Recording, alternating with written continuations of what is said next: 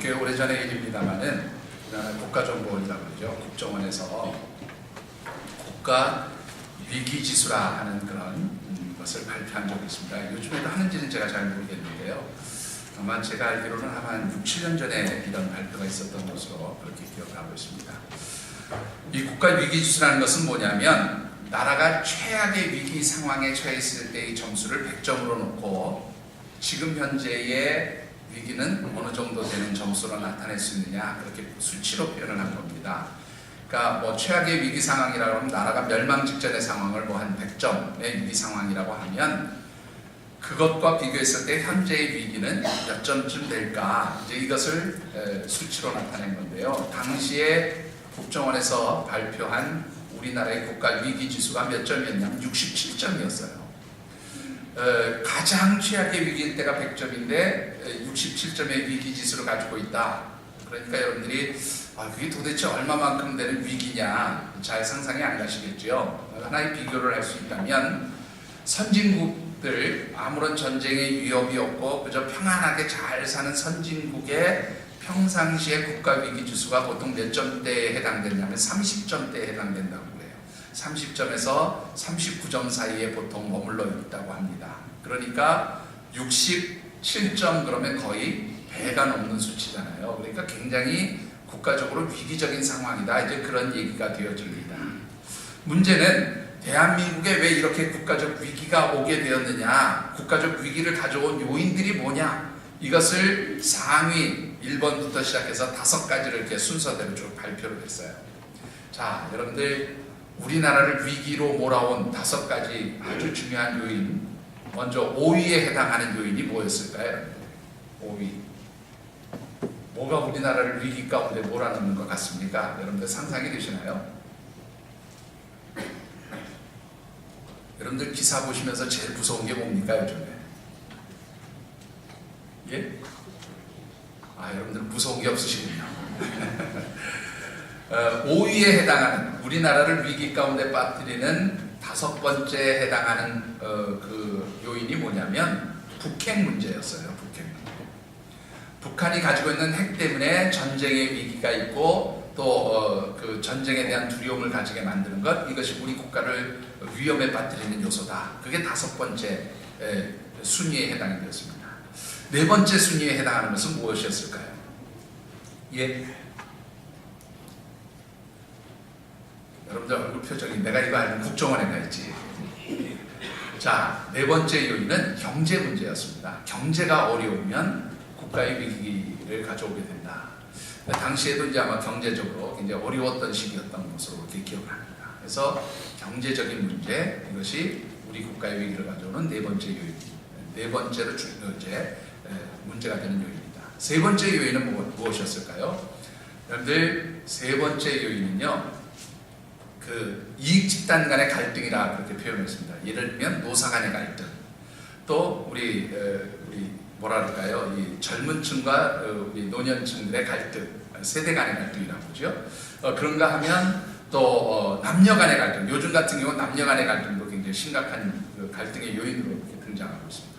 하여튼 이런 어떤 이익 집단과 이익 집단들 사이에서 갈등의 문제가 일어났을 때, 또 뭐 예를 들면 진보와 보수의 갈등, 이런 것들이 국가적인 위기를 가져오는 3번째 요인에 해당되어진다, 그렇게 말을 하고 있습니다.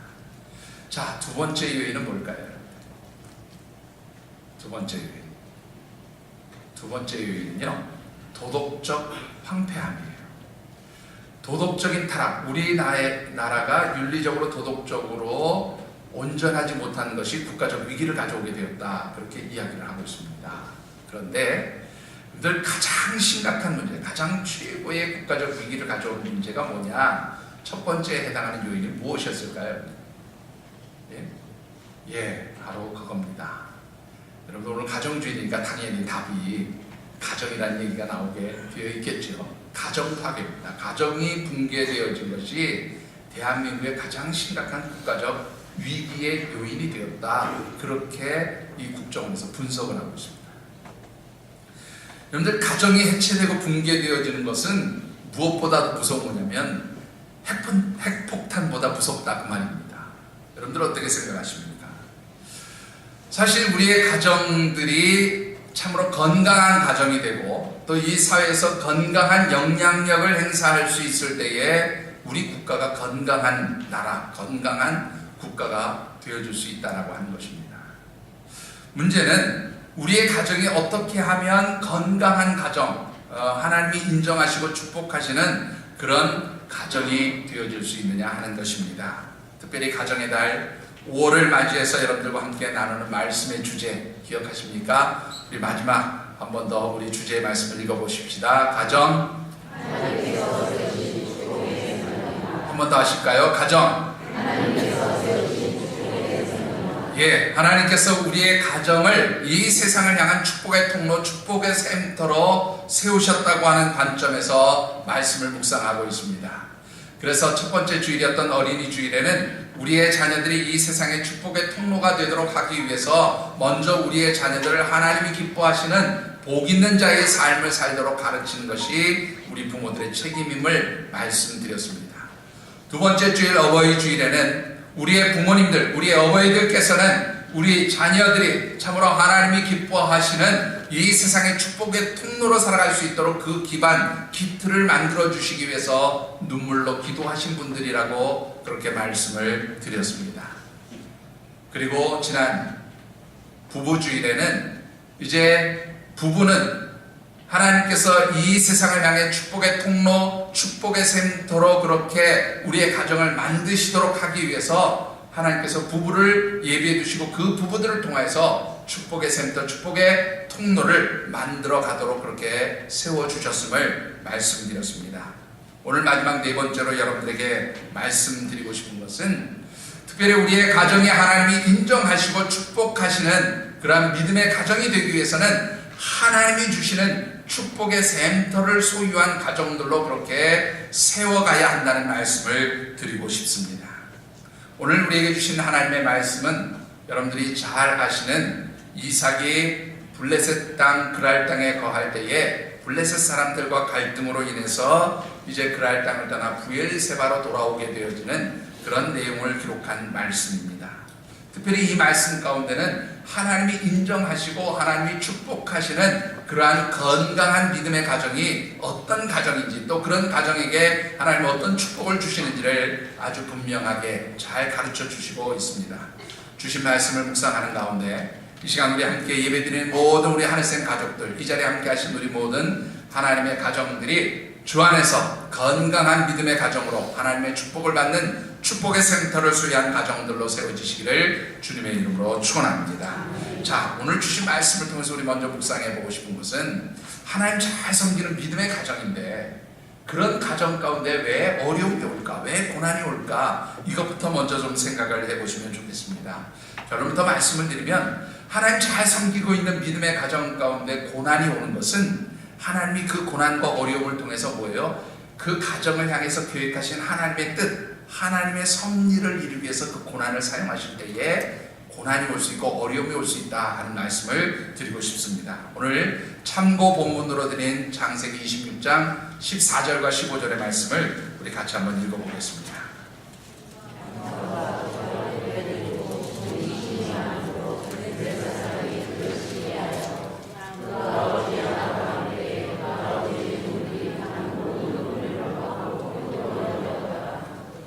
자, 여러분들 이 말씀을 보면 이삭이 그랄 땅에서 100배의 수확을 거둠으로 인해서 블레셋 사람들이 시기를 하고 이삭의 우물을 흙으로 메웠다, 그런 내용이 기록되고 있음을 보게 됩니다. 자, 이게 무슨 내용인지 좀 보충 설명을 드려야 될 것 같아요. 여러분들이 잘 아시는 대로 이삭이 이제 가나안 땅에서 살고 있던 도중에 이 가나안 땅에 기근이 왔어요. 가뭄이 찾아왔습니다. 먹고 살기 힘들어지니까 이삭이 어디로 갔는가 하면 블레셋 사람들이 사는 그랄 땅에 갔어요. 그래서 거기서 머물러서 첫 해 농사를 지었는데 몇 배 수확을 거두었어요? 100배 수확을 거둔 거예요. 그러니까 블레셋 사람들이 화가 난 겁니다. 왜 화가 났습니까? 기록에 보니까 당시에 블레셋 사람들이 평균적으로 농사를 지으면 보통 한 20배에서 40배, 좀 많이 거두면 50배까지 거두었다고 그래요. 근데 이삭은 몇 배를 거뒀어요? 100배의 수확을 올린 겁니다. 자기들의 땅에서 이방인이 들어와가지고 첫해 수확을 거뒀는데 자신들이 평상시에 거두는 수확보다 보통 적게는 2배에서 많게는 한 5배 정도의 그 수확을 올린 거예요. 배 아픕니까? 안 아픕니까? 예? 배 아프세요? 안 아프세요? 똑같은 땅에서 똑같이 농사 지었는데 우리는 20배밖에 못 얻었어. 우리는 30배밖에 못 얻었어. 우리는 50배밖에 못 얻었어. 그런데 저 남의 땅에서 들어온 이방인이 첫 해 농사를 지었는데 몇 배가 거뒀어요? 100배가 거두어졌단 말이에요. 그러니 화가 났죠. 그러니까 이 블레셋 사람들이 시기해서 이삭의 우물을 메워버리고 이삭을 내어 쫓았다 그런 말입니다. 자, 여러분들 이게 표면적인 이유예요. 이삭이 고난당한 이유는 농사 잘 돼서 수확을 많이 거뒀기 때문에 그 시기와 질투 때문에 고난당하고 어려움을 당했다는 겁니다. 그런데 여러분들 사실은 근본적 이유는 다른 곳에 있음을 보게 됩니다. 그 이유가 26장 3절과 4절에 아주 잘 나타나 있어요. 한번 같이 받들어 읽겠습니다. 26장 3절과 4절입니다.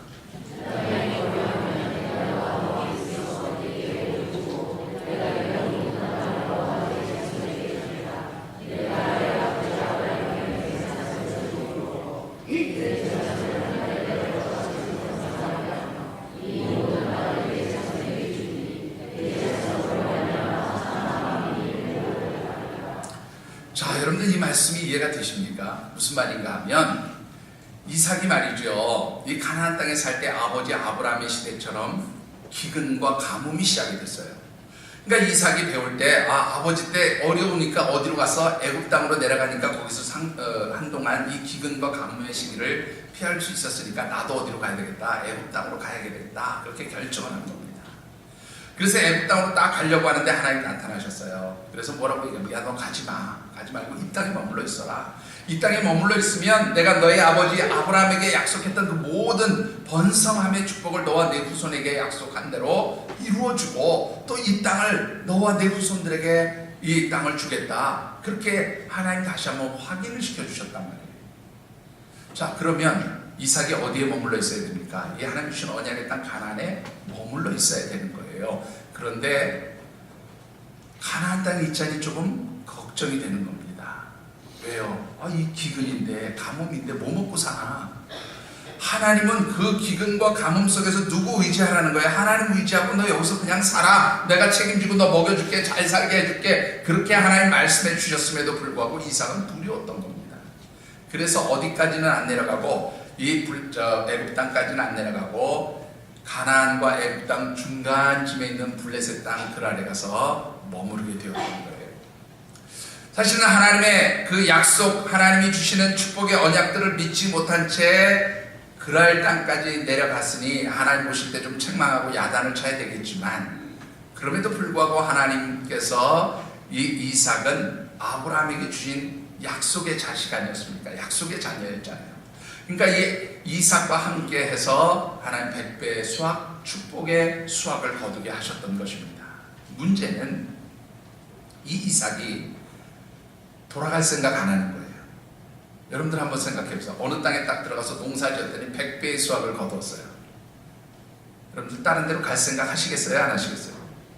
여기가 지금 최고의 장소인데 왜 이사를 갑니까? 그냥 여기서 머무르면서 계속 농사 지어서 부자 돼야죠.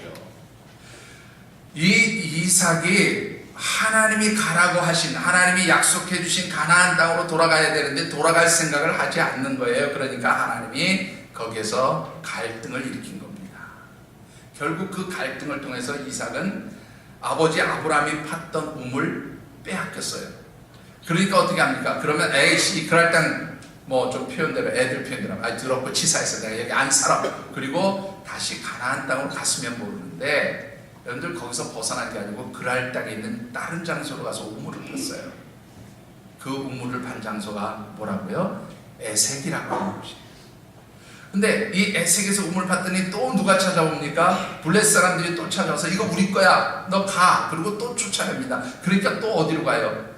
역시 이번에도 가나안 땅으로 가지 않고 어디로 갑니까? 신나라고 하는 곳에 가서 우물을 또 팝니다. 또 빼앗겼어요. 결국 이런 우물 속에 그 우물로 인한 갈등, 그 다툼을 통해서 이삭이 점점 어떻게 그랄 땅에서 밀려나기 시작했습니다. 그리고 그가 가게 된 것이 어디로 가요? 결국 궁극적으로 보면 브엘세바로 돌아가게 되었다. 왜요? 이삭이 머물러야 할 장소는 바로 그 가나안 땅, 바로 그곳이었어요. 그런데 그는 지금 뭐예요? 기근이라는 이유 때문에, 가뭄이라는 이유 때문에 하나님이 머물라고 한 그 땅에 머물지 않고 엄한 곳에 가 있는 거예요. 그러니까 하나님 이 이삭을 하나님이 원하시는 장소로 옮겨오기 위해서 그에게 뭐예요? 고난을 줬다고 말이에요. 어려움을 줬다고 말이에요. 여러분들 어떻습니까? 하나님께서 저와 여러분들을 향한 정말로 좋으신 계획, 우리의 가정을 향한 하나님의 위대한 계획이 준비되어 있는 줄 믿습니다. 그런데 때때로 하나님이 그 원하시는 계획, 하나님이 준비해 놓으신 그 자리에서 우리가 떠나 있을 때가 있어요. 바로 이런 때 하나님 우리에게 무엇을 주십니까? 고난을 주셔서 이 고난을 통해서 원래 하나님이 우리가 머물기 원하는 그 자리로 옮겨 놓으시는 일들을 하신다는 말이에요. 이럴 경우에 쓰는 고난이 바로 뭐예요? 하나님이 우리를 축복하시기 위해서 주시는 도구로 사용되어진 고난이다 라고 하는 것입니다. 여러분들 그 1942년 11월 8일입니다. 뭐 굉장히 옛날 얘기죠. 미국 보스턴이라고 하는 곳, 여러분들 잘 아시는 그 아주 명문 도시 중에 하나입니다. 미국에. 이 보스턴에 있는 한 나이트클럽에서 화재가 났어요. 미국 역사상 최대의 화재라고 하는 그런 화재가 났는데, 이 화재로 인해서 당시에 몇 명이 죽었냐면 493명이 화재에 의해서 죽었습니다. 뭐 우리나라 뭐 화재로 이렇게 뭐 사람들 죽고 뭐 이러면은 참 후진답다 뭐 이런 얘기 하는데, 다 사실은 그런 나라들, 선진국이라는 나라들도 그런 과정들을 겪었던 것 같아요. 어쨌든 493명이 죽었고 그 화재에서 200명이 구조를 받았습니다. 그런데 이 죽음의 자리잖아요. 화재 가운데서 죽음의 위기를 겪었던 사람들이 구출을 받으니까 그 위기의 자리에서 얻었던 트라우마, 상처들이 있었던 거죠. 그래서 이제 이 사람들을 정신적으로 치유하는 정신과 의사들이 동원되기 시작했어요. 근데 그때 구출받은 사람들을 치료했던 정신과 의사 중에 린드만이라고 하는 박사가 있는데요. 이분이 한 100명을 대상으로 이 인생에 있어서 위기, 고난이 왔을 때 이 문제들이 사람의 생애에 어떤 영향력을 미치는가를 연구를 하게 됩니다. 근데 거기서 아주 재미있는 거 한 가지를 발견해요. 100명의 사람들을 대상으로 연구한 결과 85명의 사람들이 그 위기를 통해서 삶이 긍정적으로 바뀌었다는 거예요. 그런데 그냥 긍정적으로 바뀐 게 아니고, 그런 위기의 자리에서 위기의 상처, 아픔을 가지고 있었던 그 상황에서 누군가가 조언을 주고 도움을 주니까 오히려 그 위기가 뭐로 바뀌어요? 긍정적인 것으로, 좋은 것으로 바뀌어졌다. 그래서 이 위기를 당한 사람들에게 이 정신과 의사들이 도움을 주고 치료해주고 조언을 해주고 이렇게 권면을 했더니 이 사람들이 가정에도 변화가 일어나서 정말로 가정을 든든히 세우는 가정중심적인 삶을 살았기도 했고, 뭐 그 이전까지 좀 삶을 엉망으로 살았던 사람들이 바른 삶을 살게 되고 또 신앙적으로 회복이 되어지고 이런 일들이 일어나게 되었다는 겁니다. 그래서 이 린드만 박사가 그 연구 내용을 책으로 썼어요. 그게 바로 무슨 말이냐면, 책 제목이 뭐냐면 위기 개입이에요. 이때 나온 아주 유명한 심리학적 용어 중에 하나인데, 이 위기 개입이라는 말은 어떤 인생의 위기나 고난, 어려움을 당할 때 누군가가 개입해서 도와주면 그 인생, 그 삶이 뭐로 바뀌어요? 긍정적인 삶으로 바뀐다, 그런 얘기입니다. 마찬가지입니다, 여러분들. 오늘 저와 여러분들의 삶의 자리가 고난의 자리일 수 있어요. 어려움의 자리일 수 있어요. 우리의 가정이 당한 그 삶의 자리가 아픔의 자리고 눈물의 자리일 수 있습니다. 그러나 여러분들, 하나님을 잘 섬기는 하나님의 백성들에게는 그 자리에 누가 함께 계셔요? 하나님이 함께 하심을 믿으시기 바랍니다. 우리가 처해 있는 그 고난의 자리, 위기의 자리에 누가 항상 함께 계세요? 하나님이 개입해 계시고 하나님이 함께 하시고, 하나님이 그 고난과 위기의 문제들을 우리에게 축복의 자리로 변화시키는 그러한 일들을 하고 계심을 믿으시기 바랍니다. 그래서 여러분들, 우리 하나님의 백성들은 위기가 와도 당당해야 돼요. 고난이 와도 당당해요. 왜? 내가 하나님 잘 섬기고 있으니까 하나님이 바꿔주신다.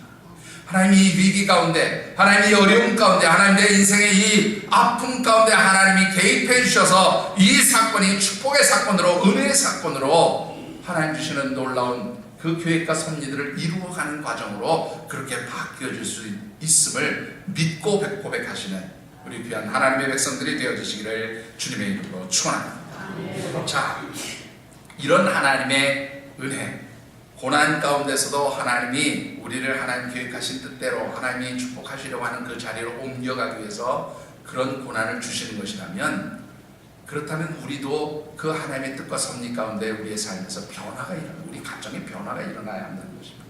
자, 어떤 변화가 일어나야 하겠습니까? 그 변화는 우리의 가치 기준이 영적 가치 기준으로 바뀌어지는 변화가 일어나야 한다는 것입니다. 본문 22절 그리고 23절의 말씀을 우리 같이 한번 받들어 읽겠습니다.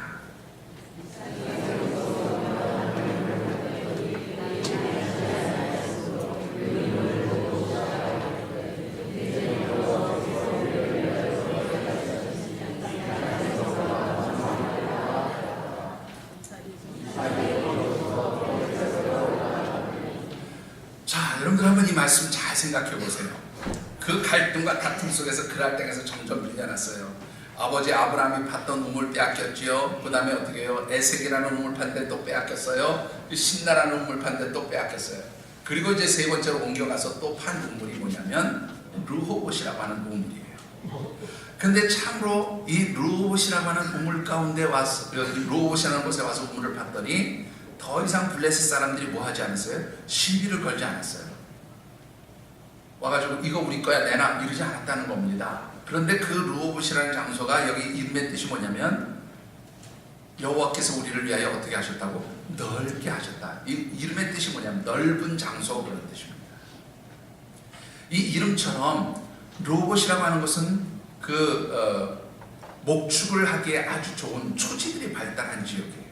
또 땅도 좋아서 농사를 짓기에도 아주 좋은 땅입니다.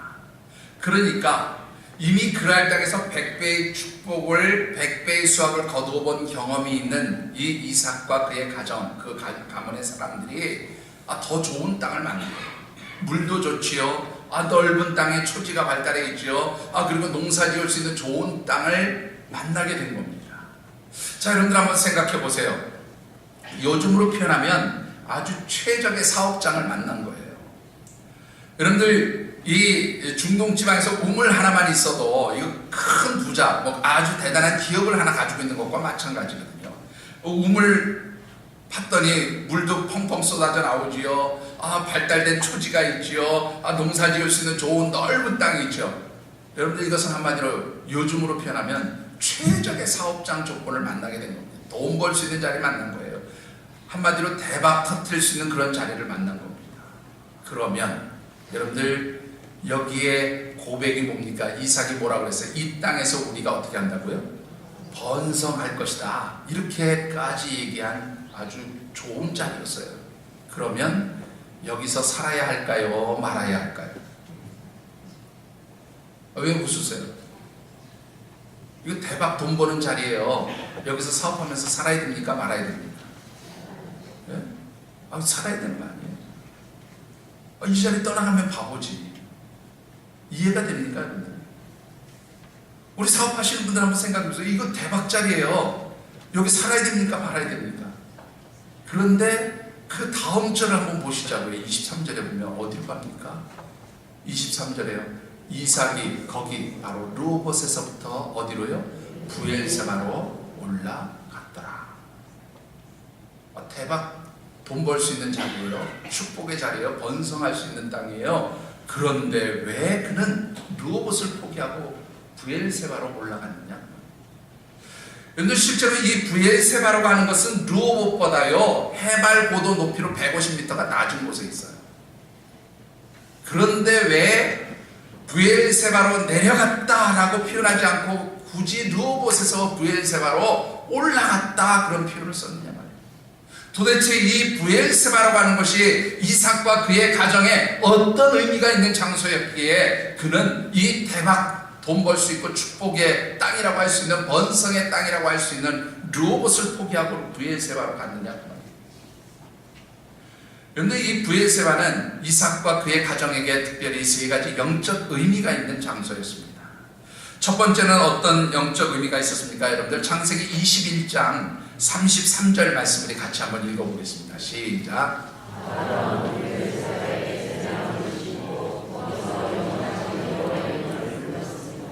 자, 여러분들 여기 보시면 아브라함 시대 때부터 이 브엘세바는 이 아브라함과 그의 후손인 이삭과 그의 가족들에게 의미가 있는 장소였어요. 여러분들 실제적으로 이 21장에 가보면 아브라함도 오늘 본문에 나오는 것처럼 블레 사람들과 갈등이 있었는데 화친 조약을 맺습니다. 그런데 그 화친 조약을 맺고 나서 아브라함이 이 브엘세바에서 영원하신 여호와 하나님의 이름을 불렀다, 그렇게 기록하고 있습니다. 이 이름을 불렀다는 말, 하나님의 이름을 불렀다는 말이 아주 중요한 두 가지 의미가 있습니다. 하나는 뭐냐면 하나님께 공식적으로 예배를 드렸다, 이런 말. 예배의 자리였다. 이 예배의 자리였다라는 것은 다른 말로 보면 아브라함의 가족이 항상 예배드리는, 하나님께 예배드리는 제단이 있었던 자리다, 그런 뜻이고, 예배의 자리.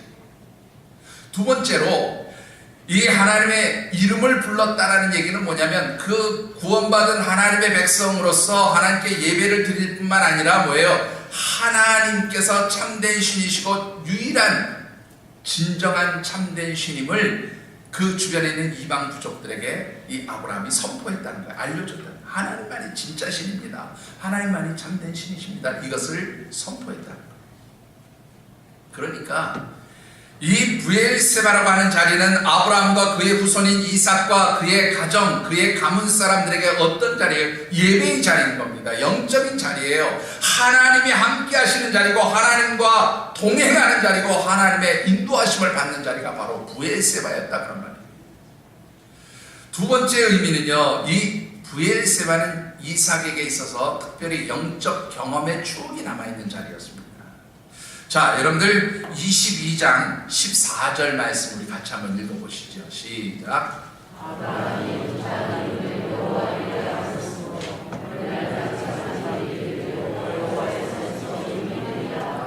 예, 그 다음 19절도 한번 읽어보겠습니다.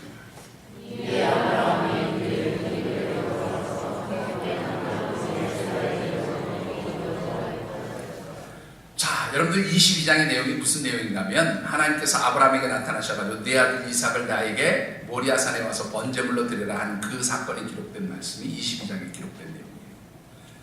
그래서 이삭이 어떻게 꽁꽁 묶여서 번제단에 놓여지고 이제 죽기 직전에 하나님이 나타나셔서 어떻게 해요? 야, 이삭에게 손대지 말아라. 그리고 하나님 여호와 이레로 수양을 준비해 주시고 그 수양을 대신해서 이삭을 대신해 그 수양을 번제물로 드리게 했지요. 그리고 나서 이삭과 아버지 아브라함이 종들과 함께 내려와서 거한 장소가 어디냐면 브엘세바예요. 그러니까 이삭은 브엘세바를 생각할 때마다 항상 무엇을 연관시켜서 생각할 수밖에 없었냐면 모리아산의 경험을 연관시키지 않을 수 없는 그런 장소였습니다. 모리아산에서 하나님 내 생명을 건져주셨다. 모리아산에서 하나님 나를 대신해서 내 생명을 대신할 수양을 준비해 주시고 그 수양을 통해서 내가 생명의 본함을 받았을 뿐만 아니라 하나님 축복의 언약들을 이어가는 이 언약의 자손으로서의 그 특별한 경험을 했던 모리아산의 경험이 바로 브엘세바의 추억으로 남아있었다는 말이에요. 그래서 이 브엘세바는 이삭에게 있어서 어떤 자리입니까? 하나님의 임재하심을 체험했던 그런 추억이 남아있는 자리예요. 하나님 여호와 이레로 내 삶에 준비해 주시고 인도해 주시는 분이심을 고백할 수 있는 그런 추억의 영적 경험들이 남아있던 자리라 그런 말입니다. 그러니까 이삭에게 있어서 브엘세바는 어떤 자리예요? 하나님 인도하심 받는 자리예요. 여호와 이레로 하나님이 예비해 두신 것을 채워주시는 바로 그런 상징적 의미가 있는 자리였다 그런 말입니다. 마지막으로 세 번째는요, 이 브엘세바는 어떤 의미가 있는 장소였습니까? 여러분들 좀 동떨어진 말씀인데 사무엘하 3장에 있는 말씀, 우리 사무엘하 3장 10절의 말씀을 같이 한번 읽어보겠습니다. 시작.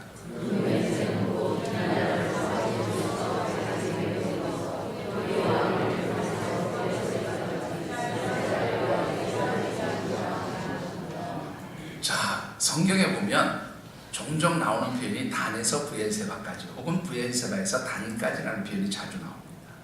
오늘 본문 말씀 무슨 말인가 하면 하나님께서 사울을 대신해서 다윗을 이스라엘의 두 번째 왕으로 세우면서 그의 왕권, 그가 통치하는 영역이 단에서부터 브엘세바까지 이르렀다, 그런 내용의 말씀이에요. 근데 이 단에서 브엘세바라는 것은 그러면 어떤 의미가 있는가 하면 하나님께서 이스라엘 백성들에게 약속해 주셨던 가나안 땅에 최북단이 어디냐면 단이에요. 그리고 하나님 약속해 주신 최남단의 땅이 어디예요? 브엘세바예요. 우리말로 표현하면 백두에서 한라까지, 그 말과 똑같은 말이에요.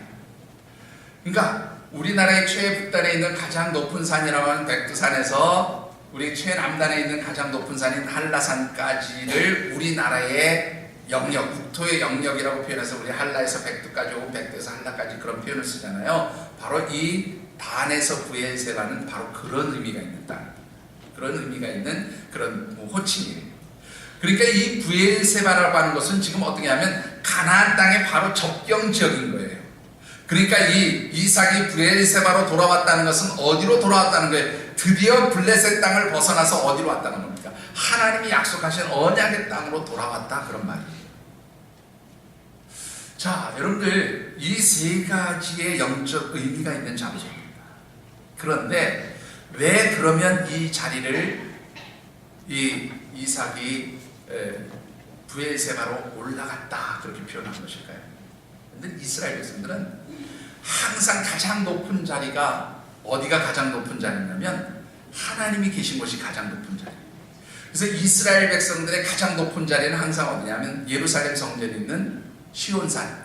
그게 바로 옛날 이름으로는 무슨 자리입니까? 모리아산이 바로 그 자리예요. 모리아산이 항상 가장 높은 자리예요. 뭐 주변에 더 높은 산이 있어도 이 모리아산으로 상징되어진 나중에 예루살렘 성전이 세워진 시온산, 예루살렘이 바로 가장 항상 높은 자리. 그리고 이 예루살렘에서부터 가까이 있으면 가까이 있을수록 거기가 높은 곳이에요. 땅 지역이 높든지 낮든지 중요하지 않아요. 예루살렘에서 가까운 자리, 영적으로 가까운 자리가 높은 자리예요.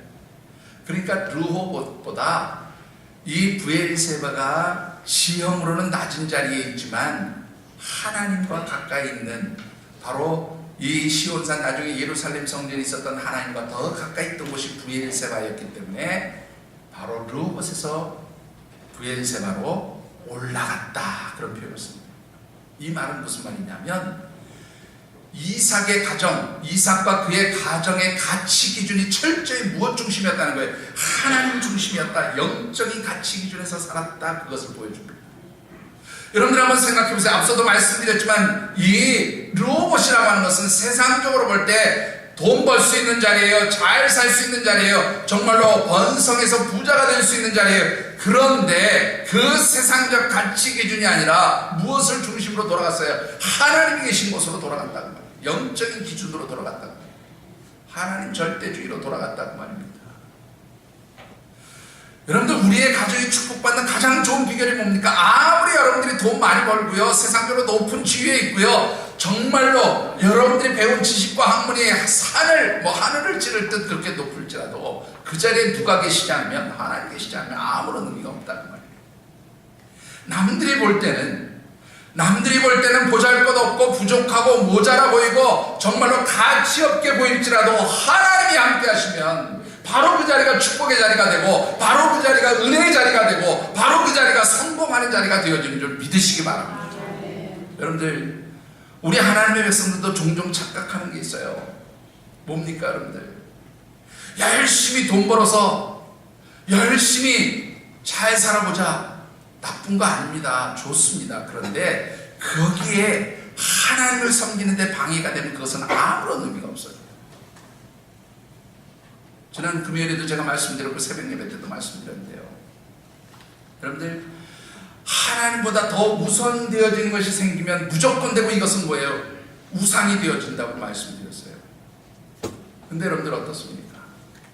우상이라는 게 그래서 자녀가 우상이 될 수도 있고, 시간이 우상이 될 수도 있고, 여러분들 여러 가지가 우상이 될 수 있는 것들이 있죠. 하나님보다 더 중요하게 생각되어지는 것, 하나님을 섬기는 데 있어서 방해가 되어지고, 하나님보다 그것을 더 중요하게 생각하면 이미 우상이 되어지는 거잖아요. 근데 여러분들이 생각하시다, 나는 그런 거 절대 없어. 난 돈보다 하나님 더 중요하고, 건강보다 하나님 더 중요하고, 다 그렇게 얘기할 수 있어요. 근데 여러분들, 골로새 3장 5절의 말씀을 보면 탐심은 우상숭배다. 여러분들이 뭔가 욕심을 가지고 돈을 좀 더 많이 벌겠다, 내가 좀 더 많이 배우겠다, 내가 좀 더 출세하겠다, 이런 욕심이 생기면 이미 이게 뭐예요? 하나님보다 더 중요하게 생각하는 탐심, 우상이 되어졌다는 말입니다. 여러분들 정말로 하나님 축복하신 그 은혜들을 받아 누리기 원하십니까? 그렇다면 여러분들이 무엇을 먹고 마시고 어떻게 살까 이런 거 고민하면서 어떻게 돈 벌어야 되고 어떻게 잘 살아야 되고 이런 것보다도 어떻게 하면 내가 하나님 기쁘시게 할까? 어떻게 하면 내가 하나님 중심의 삶을 살까? 어떻게 하면 하나님이 기뻐하시는 일을 하며 살까? 이것을 먼저 고민하시는 하나님 중심의 가정, 하나님 중심의 사람들이 되어주시기를 주의 이름으로 축원합니다. 이런 삶을 살아갈 때 하나님 축복하시는 거예요. 하나님 어떤 축복을 주십니까? 오늘 본문에 보면 세 가지의 축복을 약속하고 있어요. 첫 번째는 여러분들 24절입니다. 24절을 같이 받들겠습니다. 죄송합니다. 24절 맞습니다. 같이 받들겠습니다.